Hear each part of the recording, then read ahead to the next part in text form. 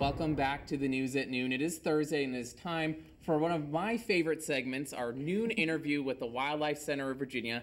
A little bittersweet. This is the last one I will do with the Wildlife Center. Dr. Miranda Sadar joining us this afternoon. Thank you for your time. First of all, who'd you bring with us? This is Wilson. He's a male eastern box turtle who came to the center in October 2009. He was suspected to be kept as a pet. He came and his whole shell was purple. Purple? Someone Yes. painted him? Yep. So Probably he was kidnapped? Kids. Yes, he was. Oh. So because we didn't know where he was from, we cleaned the paint off, but unfortunately he's unreleasable because he's out of his home territory. Oh my goodness. And Wilson is the type of turtle you might see right here in the valley, right? That is correct. Yep. Many people will see them crossing the road, and if they see them, they should take them and put them on the side where they're crossing. So if they're heading in this direction, put them on that side. So help them get where they're going. Exactly. But don't kidnap them. Correct, yes. And turtles crossing the road, that's kind of a big problem for you all. How many turtles did you take in this winter? This winter we had 24 over winter, and the majority of them were hit by a car over the summer, and their fractures didn't heal in time for them to be released before hibernation. So turtles hibernate?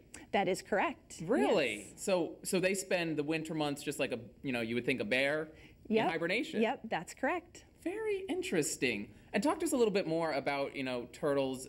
What are the different varieties people might expect to see in our area?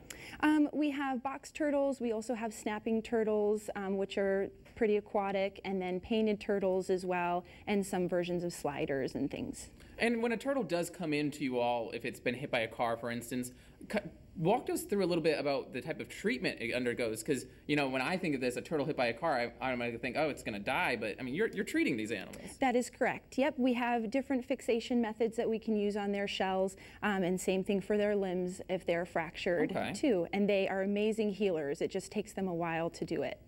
Very interesting. What is the life expectancy for a turtle like Wilson? A lot longer than people think. So a lot of our turtles and tortoises can be upwards to 50 and 80 years. Yep, so those people who are taking them out of the wild, not a great idea. Yeah, I was going to say, because really not a great pet. Correct. Reptiles are very complicated pets. They require very specific temperatures and humidity and cage requirements and even diet. And they also do everything slowly, so if people have inappropriate husbandry, they can live for a long time. Okay.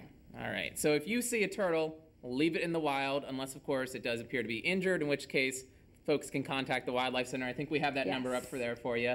540-942-9453. Dr. Miranda Sadar, thank you so much for your time. And You're Wilson, welcome. of course. And we'll be right back here on the News at Noon.